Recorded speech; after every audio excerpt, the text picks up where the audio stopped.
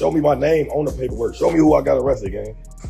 If y'all can't do that, stop going off all these fake ass niggas that want to get me out the way, man. Niggas want me out the way because I'm the realest in the rack, for real, you hear me? THF Bayzoo was known as a real OG in the street wars, respected across the whole city, and that's what made his shocking murder hit even harder. From clashing with some of the most dangerous people around and somehow surviving it, to beating serious charges and even getting caught up in situations sparked by other people's drama, his story was wild. Here's how everything went down. On October 25, 2025, THF Bayzoo was walking out of a car park repair spot with two other dudes in broad daylight when a group of shooters suddenly pulled up on him. Zoo didn't even get a second to react before the shots started flying, and it was clear the shooters had tracked his location and knew the exact moment to roll up. Zoo dropped to the ground the second the gunfire started, but the shooters kept letting off shots to make sure the attack was fully carried out before they ran off. All three men were hit, but Zoo was the only one who didn't make it. Right after the incident, rumors started spreading fast. People were saying Zoo was in the hospital fighting for his life and might actually survive. But the very next day, news broke that he had been pronounced dead. According to Trench's News, Zoo had been placed on life support, and the machines were the only thing keeping his body going. Doctors allegedly told his family that he wasn't going to wake up, so they made the heartbreaking decision to remove him from life support and let him rest in peace. THF Bayzoo had real love across the whole city, and even people who didn't rep THF were speaking highly of him after he passed. He had friends in O Block, 600, 300, TTE, and plenty more sets. He also had connections outside Chicago, and 21 Savage even offered to cover the funeral costs. But Zoo also carried a huge target on his back, and after he was killed, the streets started talking even louder. After Zoo passed, the internet went wild and the backlash hit fast. Social media started buzzing nonstop, and one dude named FSO began dissing THF Bayzoo right after he got shot. People online claimed that this disrespect is what allegedly led to the tragic killing of Alfonso's girlfriend Giari just a few hours later. Giari was a rapper too, and when she was gone, rumors started spreading everywhere about who set her up and why someone would want her taken out. Some folks online tried saying Giari was the one who dropped Zoo's location to the opposition, but it turned out she had nothing to do with that drama at all.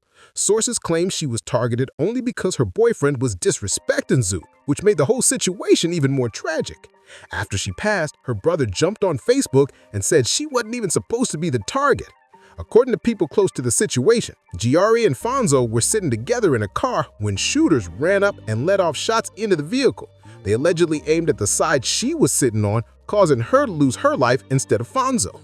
On top of that, Fonzo was said to have ties to 051, a kid on THF's biggest rivals. And right before Giari was killed, Fonzo had been going back and forth online with THFG Baby, who told him he needed to stop using Zoo's name before things came back on him. About a week after Giari's death, cops spotted the same car used in the attack and pulled it over.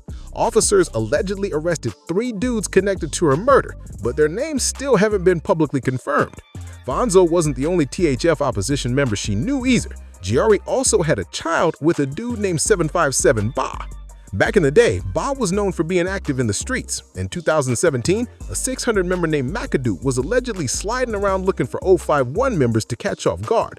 McAdoo had a strong reputation, and many believe he was behind multiple serious incidents. But when Ba saw him at a party, he pulled out a weapon and started firing, turning the whole spot upside down. Both sides started letting off shots, and the whole spot turned chaotic fast. People were getting hit left and right, and scene turned into pure panic.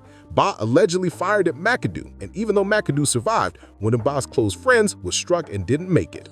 When the smoke cleared, 7 people were laid out on the ground bleeding, and in 2024, the cops finally arrested Ba for the shooting. Giari had been rapping about street life in tracks like Want All the Smoke, where she said lines like, "He ran and he fell, they hopped him. Bullets they hurt, they hit him like chalk 'em. I'll make one phone call, got killers from east to west, ain't no talking." But even with lyrics like that, she allegedly wasn't involved in any active beef, and rumors say she was only targeted because Fonzo dissed Zoo and the shooters hit her instead of him. There's still no confirmed proof that THF had anything to do with Giari's death though, and when THF Bayzoo passed, he wasn't even active in the street tension anymore. But back in his earlier years, he really had a wild history. Zoo started getting involved after his family moved into THF territory, and he caught a robbery case while he was still young, which ended up putting him in the system. He spent several years locked up, and when he came home, he jumped right back into the street environment and got pulled into one of the most dangerous feuds in the city. THF was clashing with 051, and people on both sides were getting hit regularly. Both groups had serious reputations, and their areas were close, so the tension stayed high for years. Zoo didn't see the whole feud play out, though, because in 2009, he allegedly caught a serious case and spent a long time fighting the case. And when that case finally got dismissed, THF Bayzoo jumped on the track with King Von rapping "Beat That Body" as they celebrated the legal men. The trenches had Zoo talking Bowen on tracks, saying lines like, "Call me Rocky, shout the members, they my partners, we going high speed, ain't no pulling over." The tension between 051 and THF had been heating up long before the drill scene blew up, and it all kicked off when a dude from 051 named Zico got into a heated argument with a THF member named Avi. That argument turned deadly, and when Zico was killed, his whole crew snapped into action. In 2011, 051 pulled up on THF and took the life of a member named Quinn. A few months later, another THF member named Tony was also killed, and the feud kept getting more intense. By 2013, things got even worse when Zoo was allegedly connected to the death of a woman known as Big A from 051. Details on that incident are still scarce, but 051 Ariel's brother reportedly told police that Zoo said, "On gutter, on my son I handled that." In 2015, things hit even closer to home when Zoo's own stepson, Raheem, who was also associated with THF, lost his life during the ongoing street conflicts. Raheem had reportedly been involved in an earlier situation with 051 Melly, and while Zoo was locked up fighting a case, opposition members allegedly caught Raheem and left him in the street. His passing changed Zoo deeply, and when he came home from prison, people say he jumped right back into the pressure with the rivals. Then in 2019, Zoo got caught up in a major case with King Von and Lil Durk. All three were in Atlanta, and officials claimed they robbed and shot a man during an altercation.